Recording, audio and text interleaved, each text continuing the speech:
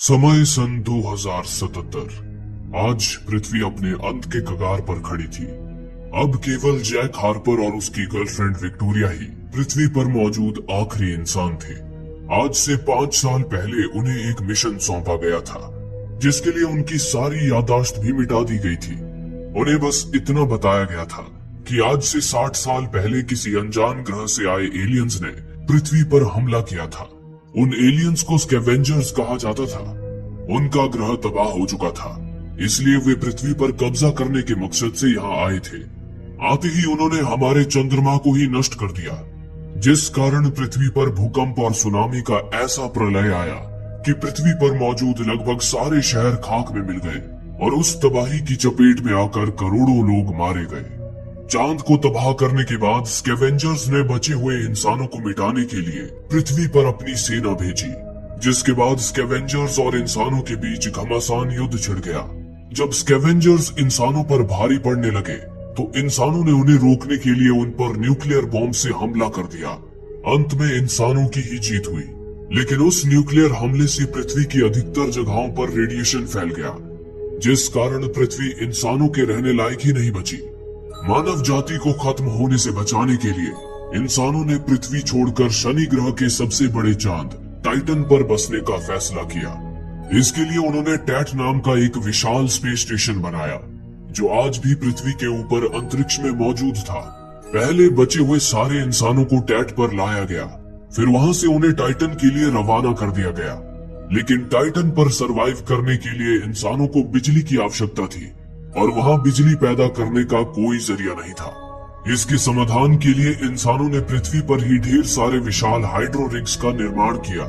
Hydro rigs लगातार पृथ्वी से समुद्र का पानी सोखते थे और उससे बिजली पैदा करके टाइटन पर सप्लाई करते थे। उन हाइड्रो रिग्स को टैट से कंट्रोल किया जाता था, जिसके लिए टैट पर आज भी कुछ लोग मौजूद थे। लेकिन पृथ्वी पर कुछ स्कैवेंजर्स अभी भी बचे हुए थे, जो हाइड्रो रिग्स और टैट को तबाह करने पर तुले रहते थे। उन स्कैवेंजर्स से हाइड्रो रिग्स की सुरक्षा के लिए इंसानों ने कई लड़ाकू ड्रोन्स बनाए थे, जो ऑटोमेटिकली चलते थे, और उन्हें इस तरह प्रोग्राम किया गया था कि अगर कोई स्कैवेंजर उनकी नजरों में आ जाता तो चंद सेकंड्स के भीतर ही वे उन्हें मारकर राख में बदल देते थे। लेकिन कई बार वे शातिर स्कैवेंजर्स उन ड्रोन्स को भी मार गिराते थे।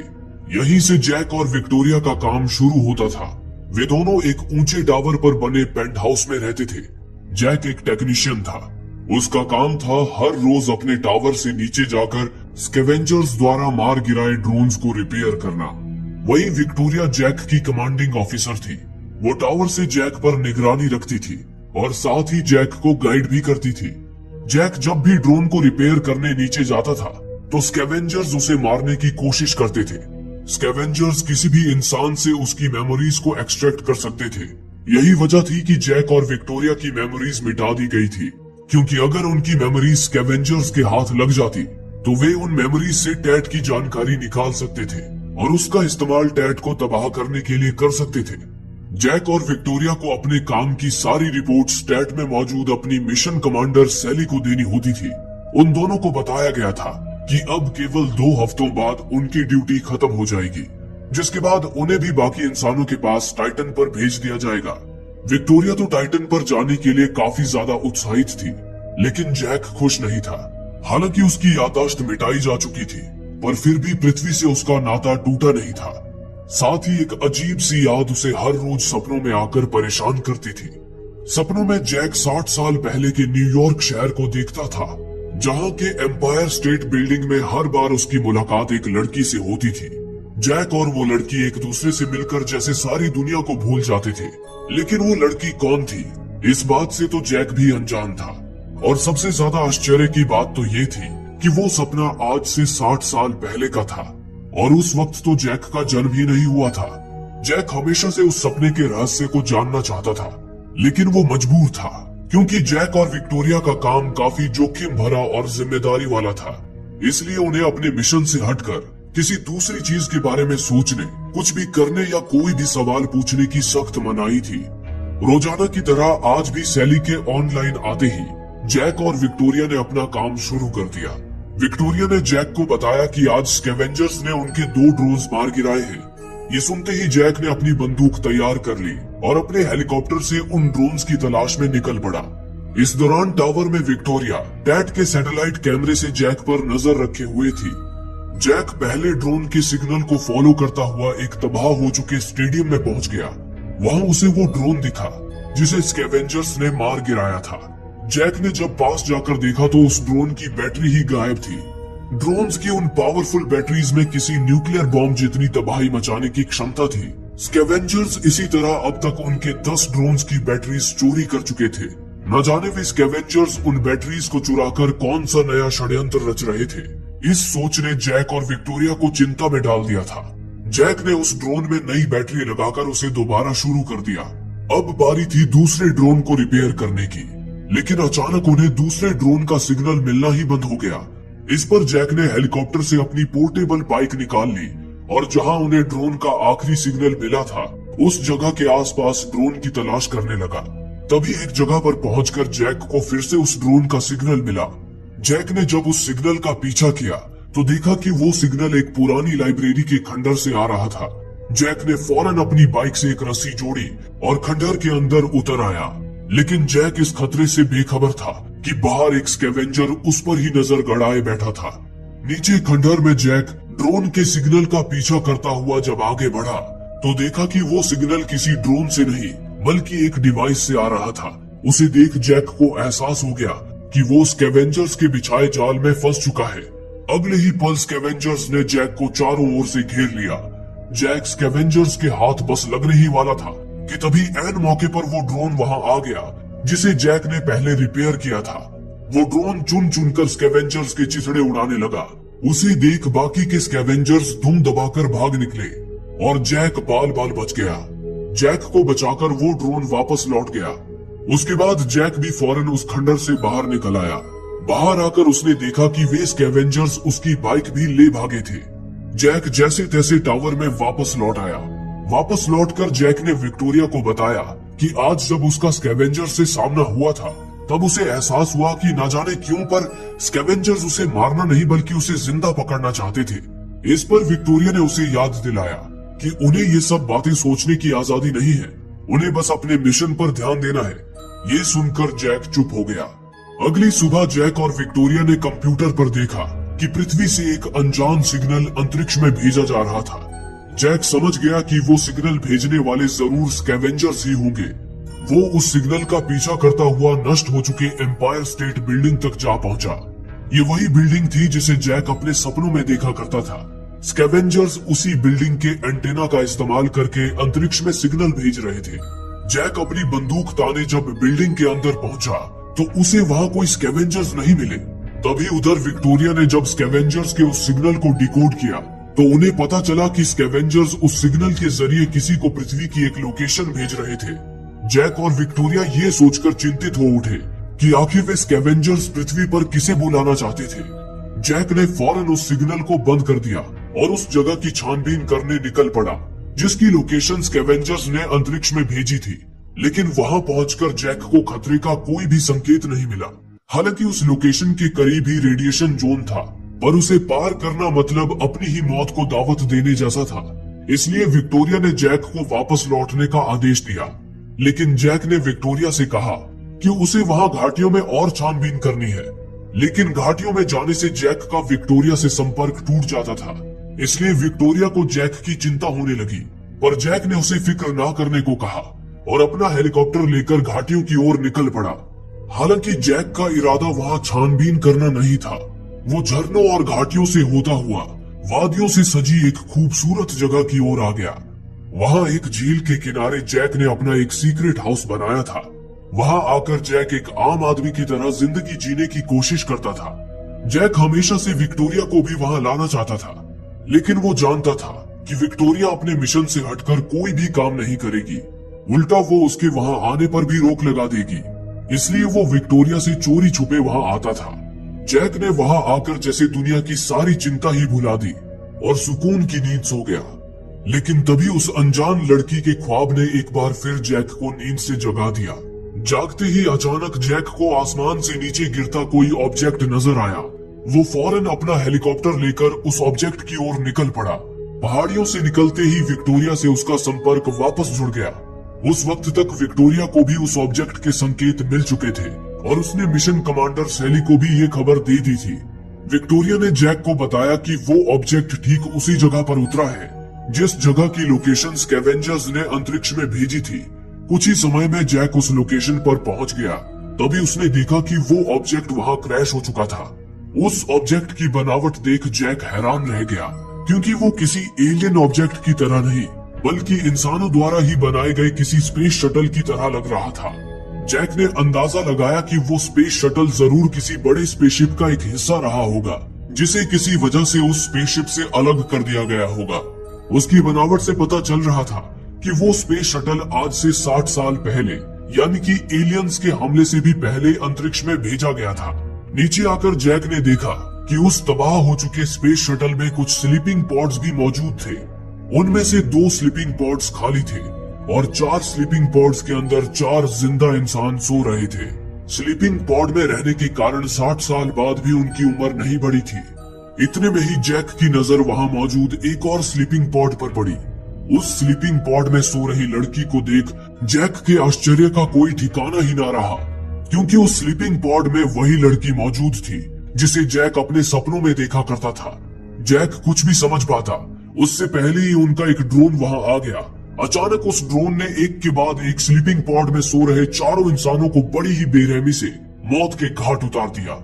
उसके बाद उस ड्रोन ने उस लड़की को भी टारगेट कर लिया, लेकिन तभी ऐन मौके पर जैक ड्रोन के सामने आकर खड़ा हो गया, जिससे वो ड्रोन जैक और अपने टारगेट के बीच कंफ्यूज हो गया और उस लड़की को छोड़कर वापस लौट गया।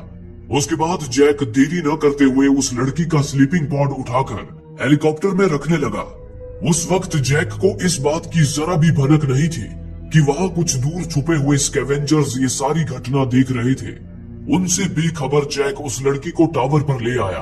टावर पर आते ही जैक ने उसका स्लीपिंग पॉड खोल दिया। तभी वो लड़की एक पल के लिए जाग गई। उसने जैक को देख उसका नाम पुकारा और अगले ही पल वापस बेहोश हो गई। उस लड़की से जैक का नाम सुनकर जैक और विक्टोरिया हैरान रह गए। उन्होंने फौरन उस लड़की का इलाज शुरू कर दिया। कुछ देर बाद वो लड़की पूरी तरह होश में आ गई। जैक और विक्टोरिया ने उसे बताया कि वो 60 सालों से स्लीपिंग पॉड में सो रही थी। उन्होंने उसे 60 साल पहले से लेकर अब तक की सारी घटना बयान की। अंत में उन्होंने ये भी बताया कि अब केवल वे दोनों ही पृथ्वी पर मौजूद आखिरी इंसान हैं और वे टैट के लिए काम करते हैं। टैट का नाम सुनते ही वो लड़की चौंक उठी, लेकिन उसने कुछ नहीं कहा। सारी कहानी बताने के बाद जैक और विक्टोरिया ने उस लड़की से पूछा, आखिर तुम कौन हो और तुम उस स्पेस शटल में क्या कर रही थी? इस पर उस लड़की ने उन्हें बस इतना बताया कि उसका नाम जूलिया है और वो एक खुफिया स्पेस मिशन पर थी। इसके आगे जूलिया ने उन्हें कुछ भी बताने से इनकार कर दिया। जूलिया ने आगे उनसे कहा कि उसे किसी भी हाल में उसके स्पेस शटल से रिकॉर्डर लेना है, जिसमें उनके मिशन के दौरान हुई सारी बातचीत की रिकॉर्डिंग्स है, ताकि वो जान सके कि उसके हाइपर स्लीप में रहने के दौरान उनके स्पेसशिप में क्या हुआ था। ये कहकर जूलिया अपने स्पेस शटल के पास जाने की जिद करने लगी, लेकिन विक्टोरिया ने उसे कहीं भी जाने से सख्त मना कर दिया। उसने जूलिया को आराम करने के लिए कहा और जैक को लेकर उस कमरे से बाहर निकल आई। बाहर आते ही जैक ने विक्टोरिया से पूछा, आखिर ड्रोन ने जूलिया के साथियों को क्यों मारा होगा? इस पर विक्टोरिया ने जैक से कहा, जूलिया को स्कैवेंजर्स ने धरती पर बुलाया है। हो सकता है जूलिया और उसके साथी भी इंसानों के भेष में छुपे स्कैवेंजर्स हो। यही वजह होगी कि ड्रोन ने उन्हें स्कैन कर लिया और मार दिया। कल सैली के ऑनलाइन आते ही हम उसे जूलिया की खबर दे देंगे। उसके बाद वे लोग ही जाने कि उसके साथ क्या करना है। फिर उसी रात जैक जब हॉल में आया तो देखा कि जूलिया वहां खड़ी उसके हेलीकॉप्टर को घूर रही थी। जैक जब उसके पास गया तो जूलिया ने दोबारा जैक से विनती करते हुए कहा कि जैक उसे उसके स्पेस शटल तक ले चले, ताकि वो अपने स्पेस शटल से रिकॉर्डर हासिल करके ये जान पाए कि स्पेस मिशन में उसके और उसकी टीम के साथ क्या हुआ था। जैक को भी जूलिया की सच्चाई जानने की उत्सुकता थी। वो उसी वक्त जूलिया के साथ उसके स्पेस शटल का रिकॉर्डर लेने चला गया। उन्हें जाते देख विक्टोरिया घबरा गई, क्योंकि स्कैवेंजर्स अधिकतर रात में ही निकलते थे और उनसे जैक की जान को खतरा हो सकता था। साथ ही रात के वक्त टावर से बाहर निकलना नियमों के खिलाफ था। अगर सैली को जैक के नियम तोड़ने की बात पता चलती तो वे दोनों ही मुसीबत में पड़ सकते थे। विक्टोरिया जैक के हेलीकॉप्टर के कैमरे से उसे मॉनिटर करने लगी। जैक और जूलिया कुछ ही देर में स्पेस शटल तक पहुंच गए। वहां स्पेस शटल की थोड़ी छानबीन करने के बाद आखिरकार जूलिया को रिकॉर्डर मिल ही गया। पर तभी अचानक स्कैवेंजर्स वहां आ धमके और उन्होंने जैक को मारकर बेहोश कर दिया। उसके बाद वे स्कैवेंजर्स जैक और जूलिया को उठाकर अपने खुफिया ठिकाने पर ले गए। उधर विक्टोरिया हेलीकॉप्टर के कैमरे से ये सारी घटना देख घबरा गई। कुछ देर में सुबह हो गई और सैली ऑनलाइन आ गई। विक्टोरिया सैली को कल रात की घटना के बारे में बताकर कोई मुसीबत मोल नहीं लेना चाहती थी, पर उसे किसी तरह जैक को भी स्कैवेंजर्स से बचाना था। इसलिए उसने सैली से झूठ बोल दिया कि जैक पेट्रोलिंग पर गया था, लेकिन अब जैक से उसका संपर्क नहीं हो पा रहा है। इस पर सैली ने फौरन एक ड्रोन को जैक की तलाश में लगा दिया। दूसरी ओर स्कैवेंजर्स के ठिकाने पर जैक बेहोशी से जाग उठा। उसने देखा कि वो एक अंधेरे कमरे में बेड़ियों से बंधा हुआ था। तभी उस कमरे की लाइट्स ऑन हुई। उसी पल जैक ने अपने सामने जो देखा, उसे देख जैक को अपनी आंखों पर यकीन ही नहीं हुआ। जैक के सामने एलियंस नहीं बल्कि कई सारे इंसान मौजूद थे। वही जैक के सामने बैठे एक आदमी ने कहा, मेरा नाम मेलकम है, मैं इन लोगों का लीडर हूँ। अब तक तो तुम्हें यही लग रहा होगा कि हम स्कैवेंजर्स एलियंस हैं, लेकिन हम एलियंस नहीं हैं, बल्कि तुम जिनके लिए काम करते हो वो एलियंस हैं। और तो और उन ड्रोन्स को किसी एलियंस को मारने के लिए नहीं, बल्कि इंसानों को मारने के लिए प्रोग्राम किया गया है। इसलिए कल रात उस ड्रोन ने स्लीपिंग पॉड में सोए सारे इंसानों को मार दिया था। वे ड्रोन्स आए दिन हमारे भी कई साथियों को मारते रहते हैं, इसलिए हम ये स्टील का बना काला सूट पहनकर बाहर निकलते हैं ताकि ड्रोन्स हमें डिटेक्ट न कर पाए। ये सुनकर जैक भौचक्का रह गया। उसके बाद मेलकम और उसके साथी जैक को एक दूसरे कमरे में ले आए। मेलकम ने जैक को आगे बताया, वो स्पेस शटल जिसमें जूलिया तुम्हें मिली थी, वो कई सालों से पृथ्वी के ऑर्बिट में घूम रहा था। हमने ही उस स्पेस शटल को सिग्नल भेजकर पृथ्वी पर क्रैश करवाया था, क्योंकि हमें उस स्पेस शटल का न्यूक्लियर रिएक्टर चाहिए था। हमने उस न्यूक्लियर रिएक्टर और ड्रोन से चुराई हुई बैटरीज की मदद से एक शक्तिशाली न्यूक्लियर बॉम्ब तैयार कर लिया है। ये बताकर मेलकम ने जैक को एक ड्रोन दिखाया जिसे उन्होंने कब्जे में ले रखा था। ये वही ड्रोन था शुरुआत में जिसकी तलाश करते हुए जैक लाइब्रेरी में जा पहुंचा था और स्कैवेंजर्स के चंगुल में फंसते फंसते बचा था। मेलकम ने जैक से कहा, हम चाहते हैं तुम इस ड्रोन को ऐसे प्रोग्राम करो कि ये ड्रोन न्यूक्लियर बॉम्ब लेकर टैट पर जाए और टैट को ब्लास्ट कर दे। ये सुनते ही जैक को शक हुआ कि जरूर वे स्कैवेंजर्स इंसानों के भेष में छुपे एलियंस ही हैं और वे लोग उसके जरिए टैट को उड़ाने की साजिश रच रहे हैं। इसलिए जैक ने उनका ये काम करने से सख्त मना कर दिया। इस पर मेलकम ने जैक से कहा, वैसे तो मेरे साथी जबरदस्ती तुमसे ये काम करवाना चाहते हैं, पर मैं चाहता हूँ कि पहले तुम सच्चाई से वाकिफ हो जाओ। मैं जानता हूँ कि तुम्हें रेडिएशन जोन में जाने से मना किया गया है, लेकिन मैं वहाँ जा चुका हूँ। वहाँ कोई रेडिएशन नहीं फैला है। मैं चाहता हूँ कि तुम भी वहाँ जाओ। वहाँ जाकर तुम्हें सारी सच्चाई पता चल जाएगी। ये कहकर मेलकम ने जैक और जूलिया को आजाद कर दिया और जैक को उसकी वो बाइक भी दे दी जो उन्होंने चुरा ली थी। जैक जूलिया को लेकर सीधा एम्पायर स्टेट बिल्डिंग में आ गया और वहां से विक्टोरिया को एक सिग्नल भेजकर उसे अपनी पोजीशन बता दी। जैक का सिग्नल पाकर विक्टोरिया की जान में जान आ गई। उसने फौरन जैक को लाने के लिए उसका हेलीकॉप्टर भेज दिया। अब तक हुई सारी घटनाओं ने जैक को सच और भ्रम के जाल में उलझा दिया था। जैक ने चिढ़कर जूलिया से पूछा, आखिर तुम मेरी यादों में क्यों बसी हुई हो और तुम्हारा मिशन आखिर क्या था? इस पर जूलिया ने खुलासा करते हुए कहा, मैं तुम्हारी यादों में इसलिए हूँ क्योंकि मैं तुम्हारी पत्नी हूँ। ये सुनकर तो जैक के होश ही उड़ गए। जूलिया ने उसे आगे बताया, ये बात आज से 60 साल पहले की है।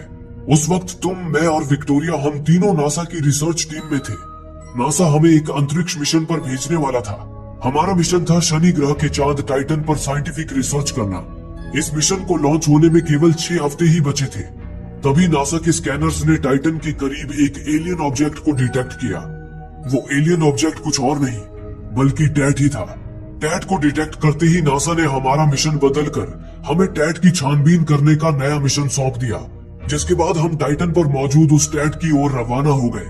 उस लंबे सफर के दौरान हमें बाकी टीम के साथ स्लीपिंग पॉड में सुला दिया गया था। स्पेसशिप के टैट के करीब पहुंचते ही सबसे पहले तुम्हें और विक्टोरिया को जगाया जाने वाला था। फिर तुम दोनों बाकी टीम को जगाने वाले थे। लेकिन फिर उस मिशन में तुम्हारे और विक्टोरिया के साथ क्या हुआ मुझे कुछ पता नहीं है, क्योंकि मैं तो 60 साल बाद आज स्लीपिंग पॉड से जागी हूँ। ये सब बताने के बाद जूलिया ने जैक को अपनी वेडिंग रिंग भी दिखाई और बताया कि जैक ने उसे इसी जगह पर शादी के लिए प्रपोज किया था। उस रिंग को देखते ही जैक के दिमाग में भी उस पल की धुंधली यादें साफ हो गई। जैक और जूलिया ने एक दूसरे को बाहों में भर लिया। अब जैक को यकीन हो गया था कि वो और विक्टोरिया अब तक एलियंस के लिए ही काम कर रहे थे और स्कैवेंजर्स तो असल में इंसान थे। इतने में ही जैक का हेलीकॉप्टर वहां पहुंच गया। तभी टावर पर मौजूद विक्टोरिया ने हेलीकॉप्टर के कैमरे से जूलिया को जैक की बाहों में देख लिया। उन्हें एक साथ देख विक्टोरिया को लगा कि जैक उसे धोखा दे रहा है। विक्टोरिया के दिल में जैक के लिए नफरत भर गई। इस बात से अनजान जैक और जूलिया विक्टोरिया को भी डैड की सच्चाई बताने वापस टावर में जा पहुंचे। पर अब विक्टोरिया जैक की कोई भी बात सुनने को तैयार नहीं थी। उसने मिशन कमांडर सैली को जूलिया के बारे में सब बता दिया और साथ ही ये भी कह दिया कि अब जैक भरोसे के लायक नहीं रहा, इसलिए वे दोनों साथ काम नहीं कर सकते। इतना सुनते ही सैली ने एक ड्रोन टावर पर भेज दिया। अचानक उस ड्रोन ने पहले तो विक्टोरिया को ही मारकर उसे राख में बदल दिया। उसके बाद उसने जैक को भी टारगेट कर लिया।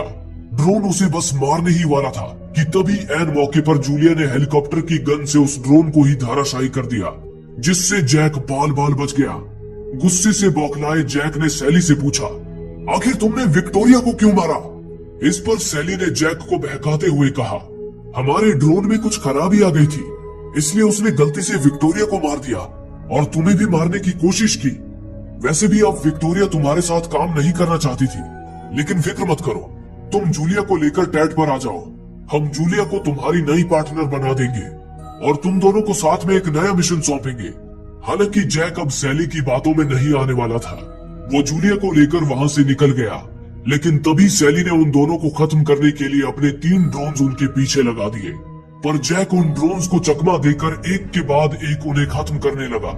लेकिन अंत में एक ड्रोन ने जैक के हेलीकॉप्टर को जोरदार टक्कर मार दी, जिससे जैक का हेलीकॉप्टर और वो ड्रोन दोनों ही रेडिएशन जोन में जाकर क्रैश हो गए। जैक और जूलिया ड्रोन से तो बच गए थे, लेकिन रेडिएशन से बचना उनके लिए नामुमकिन था। पर खुशकिस्मती से वो रेडिएशन जोन झूठा था, वहां कोई रेडिएशन नहीं फैला था। ये देख जैक और जूलिया की जान में जान आ गई। जैक उस ड्रोन को पूरी तरह नष्ट करने जब हेलीकॉप्टर से बाहर निकला, तभी जैक ने देखा कि ठीक उसी की तरह एक हेलीकॉप्टर में सवार एक आदमी उस ड्रोन के करीब लैंड हुआ और ड्रोन को रिपेयर करने उसके पास जाने लगा। जैक अपनी बंदूक लेकर उस आदमी को रोकने जब उसके पास गया, तो उस आदमी को देखकर जैक का दिलो दिमाग ही जैसे सुन पड़ गया। वो आदमी जैक का हमशक्ल था। उसकी शारीरिक बनावट से लेकर उसकी चाल ढाल और उसके कपड़े तक सब कुछ जैक से मिलता जुलता था। उन दोनों में फर्क सिर्फ इतना था कि उस हमशक्ल के कपड़े पर उसका कोड नेम टेक 52 लिखा था, जबकि जैक का कोड नेम था टेक 49। उसे देख जैक समझ गया कि वो हमशक्ल असल में जैक का क्लोन था। दरअसल उन एलियंस ने जैक और विक्टोरिया के ढेर सारे क्लोन्स बनाए थे, जो अलग अलग टावर पर रहकर एलियंस के लिए ड्रोन्स को रिपेयर करने का काम करते थे। साथ ही जैक को ये भी समझ आ गया कि जैक खुद भी असली नहीं था, बल्कि वो भी असली जैक का एक क्लोन ही था। और तो और रेडिएशन जोन भी सिर्फ एलियंस का फैलाया भ्रम ही था। दरअसल एलियंस ने पूरी पृथ्वी पर अलग अलग सेक्टर्स बनाए थे और हर एक सेक्टर में जैक और विक्टोरिया के एक एक क्लोन को तैनात कर दिया था। उन क्लोन्स को बताया गया था कि उनके सेक्टर के बाहर रेडिएशन जोन है, जबकि उसके बाहर से तो दूसरे क्लोन का सेक्टर शुरू होता था। एलियंस ने ऐसा इसलिए किया था ताकि एक सेक्टर में रहने वाले क्लोन का दूसरे सेक्टर के क्लोन से सामना ना हो। जैक की तरह वो क्लोन भी उसे देख भौचक्का रह गया। जैक ने क्लोन से ड्रोन को रिपेयर ना करने की विनती की, लेकिन क्लोन उसकी कोई भी बात सुनने को तैयार ही नहीं था। इतने में ही जूलिया भी वहां आ गई। जैक की तरह उस क्लोन के दिमाग में भी जूलिया की पुरानी यादें बसी हुई थी। उन यादों ने क्लोन का ध्यान भटका दिया। मौका पाकर जैक ने क्लोन पर हमला कर दिया और उसे दबोचकर बेहोश कर दिया। फिर उसने फौरन ड्रोन को भी निष्क्रिय कर दिया। उसके बाद वो जूलिया को लेकर अपने सीक्रेट हाउस में चला आया। जैक अब ये सोचकर मायूस हो चुका था कि वो बस जैक का एक क्लोन है, पर जूलिया ने उसका हौसला बढ़ाते हुए कहा, भले ही तुम जैक के क्लोन हो, पर तुम्हारा दिमाग, तुम्हारी यादें और तुम्हारा मेरे लिए प्यार सब कुछ जैक के जैसा ही है। मेरे लिए तो तुम ही जैक हो। जूलिया की इन बातों ने जैक को आत्मविश्वास से भर दिया। जैक ने ठान लिया कि अब वो टैट से मानव जाति को बचाकर रहेगा। इस पर जूलिया भी जैक के साथ थी। जैक और जूलिया कुछ और वक्त उस सीक्रेट हाउस में रहे। वहां उन्होंने प्यार भरे कुछ पल बिताए। उसके बाद वे दोनों स्कैवेंजर्स के ठिकाने पर पहुंच गए। लेकिन इसी बीच सैली ने जैक की लोकेशन ट्रेस कर ली और उसे खत्म करने के लिए अपने ड्रोन रवाना कर दिए। उधर जैक टैट को तबाह करने के लिए ड्रोन में न्यूक्लियर बॉम्ब फिट कर रहा था। इसी दौरान मैल्कम जैक और जूलिया को टैट की सारी कहानी बताने लगा। बात दरअसल आज से 60 साल पहले की है। तब मुझे मिलिट्री ज्वाइन किए हुए 1 साल से भी कम समय हुआ था। उस वक्त जैक नासा का एक जाना माना एस्ट्रोनॉट था। मुझे वो दिन याद है जब नासा ने जैक और उसकी टीम को टैट की छानबीन करने टाइटन पर भेजा था। जैक के उस अंतरिक्ष मिशन पर जाने के कुछ वक्त बाद ही वो टैट पृथ्वी पर आ गया। शुरुआत में तो हमें लगा कि वो टैट एलियंस का कोई स्पेसशिप होगा, लेकिन बाद में पता चला कि टैट कोई स्पेसशिप नहीं बल्कि एक बहुत ही एडवांस आर्टिफिशियल इंटेलिजेंस मशीन है जिसमें खुद सोचने और समझने की क्षमता है। उस टैट ने आते ही हमारे चांद को नष्ट कर दिया, जिसके परिणाम स्वरूप पृथ्वी पर आए भूकंप और सुनामी ने कई लोगों की जानें ले ली। फिर उस टैट ने बाकी इंसानों को खत्म करने के लिए अपनी सेना नीचे भेजी। वो सेना और कोई नहीं बल्कि हजारों की संख्या में जैक के ही क्लोन्स थे, जिनकी याददाश्त मिटाकर उन्हें इंसानों का दुश्मन बना दिया गया था। उनके दिल में रहम की कोई भावना नहीं बची थी। उन्होंने चुन चुनकर लगभग सारे इंसानों को धरती से मिटा दिया। लेकिन मैं और मेरी टीम बचे हुए लोगों को लेकर सालों तक उनसे छुपे रहे। टैट को जब ये यकीन हो गया कि पृथ्वी से इंसान खत्म हो चुके हैं, तो उसने सारे क्लोन्स को वापस बुला लिया और फिर अपना फेज 2 शुरू किया। तभी उसका असली मकसद सामने आया। दरअसल टैट को जिंदा रहने के लिए फ्यूजन एनर्जी की जरूरत पड़ती है। इसलिए टैट ने अपने हाइड्रो रिग्स धरती पर भेजे, जो समुद्र के पानी को सोखकर उसे फ्यूजन एनर्जी में बदलने लगे और उसे टैट तक पहुंचाने लगे। टैट इसी तरह अलग अलग ग्रहों पर कब्जा करता है और उस ग्रह के रिसोर्सेज सोखकर खुद को जिंदा रखता है। एक ग्रह को बेजान करने के बाद वो रिसोर्सेज की तलाश में दूसरे ग्रह पर चला जाता है। पृथ्वी पर अपने हाइड्रो रिग्स की सुरक्षा के लिए टैट ने लड़ाकू ड्रोन्स भी तैनात कर दिए। साथ ही उसने जैक और विक्टोरिया के नए क्लोन्स भी बनाए और उन्हें अलग अलग टावर पर रखकर उन्हें ड्रोन्स की मेंटेनेंस का काम सौंप दिया। मैल्कम ने जैक से आगे कहा, कई सालों से हम उस टैट को खत्म करने का तरीका ढूंढ रहे थे। आखिरकार हमें ड्रोन पर न्यूक्लियर बॉम्ब लगाकर टैट को ब्लास्ट करने का एक तरीका मिल ही गया। उसके लिए हमने एक ड्रोन को कब्जे में भी ले लिया, लेकिन उस ड्रोन की एलियन टेक्नोलॉजी हमारी समझ से परे थी। इसलिए हमने लाइब्रेरी में तुम्हें किडनैप करने की कोशिश की ताकि हम तुमसे जबरदस्ती टैट पर बॉम्ब भेजने के लिए ड्रोन को रिप्रोग्राम करवाएं। पर ड्रोन ने तुम्हें बचा लिया। लेकिन जब मैंने तुम्हें जूलिया को ड्रोन से बचाते हुए देखा तो मैं समझ गया कि बाकी क्लोन से अलग तुम में इंसानियत जाग रही है। यही वजह थी कि तुम्हें पकड़ने के बाद भी मैंने तुम्हें छोड़ दिया ताकि तुम सच्चाई अपनी आंखों से देखो। इसी के साथ जैक ने ड्रोन पर न्यूक्लियर बॉम्ब सेट कर दिया। उसके बाद उन्होंने उस ड्रोन को रवाना करने के लिए जैसे ही अपने ठिकाने का दरवाजा खोला, तभी 3 ड्रोन्स जैक को ढूंढते हुए वहां आ धमके और जैक के साथ साथ उन्होंने स्कैवेंजर्स के पूरे दल पर भी हमला शुरू कर दिया। उन्होंने एक के बाद एक कई स्कैवेंजर्स को मारकर राख में बदल दिया। लेकिन आखिर में जैक और स्कैवेंजर्स ने मिलकर उन ड्रोन्स को मार गिराया। पर बदकिस्मती से इस लड़ाई में उनका न्यूक्लियर बॉम्ब वाला ड्रोन भी तबाह हो गया और साथ ही मैल्कम भी बुरी तरह घायल हो गया। अब मैल्कम मानव जाति को बचाने की सारी उम्मीदें खो चुका था। पर जैक ने उससे कहा, अब मैं खुद न्यूक्लियर बॉम्ब लेकर टैट पर जाऊंगा और उसे खत्म कर दूंगा। लेकिन मैल्कम ने कहा, टैट तो अब तुम्हारा दुश्मन बन चुका है, वो तुम्हें देखते ही मार देगा। इस पर जूलिया ने उनसे कहा, अगर जैक मुझे टैट के हवाले करने के बहाने टैट पर ले जाए तो टैट उन्हें अंदर आने दे सकता है। लेकिन जैक ने जूलिया की जान को खतरे में डालने से इनकार कर दिया।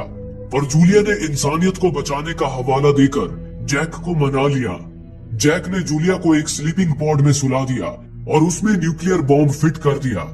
उसके बाद जैक अपने हेलीकॉप्टर में वो स्लीपिंग पॉड लेकर टैट की ओर रवाना हो गया। इसी दौरान जैक ने वो रिकॉर्डिंग प्ले की जो उन्हें जूलिया के स्पेस शटल से मिली थी। उस रिकॉर्डिंग को सुनते ही जैक को 60 साल पहले बीती अपनी स्पेस मिशन की सारी घटना याद आने लगी। उसे याद आया कि वे टैट की छानबीन करने के मिशन पर निकले थे। टैट के करीब पहुंचते ही पहले जैक और विक्टोरिया जाग गए। अब उन्हें सारी तैयारियां करने के बाद जूलिया और बाकी टीम को भी स्लीपिंग पॉड से जगाना था।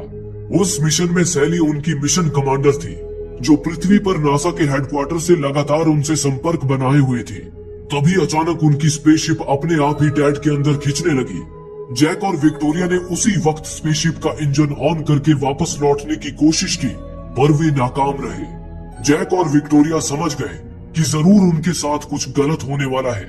उन्होंने अपनी परवाह ना करते हुए फौरन उस स्पेस शटल को, जिसमें जूलिया और बाकी टीम सो रहे थे, उसे स्पेसशिप से इजेक्ट कर दिया।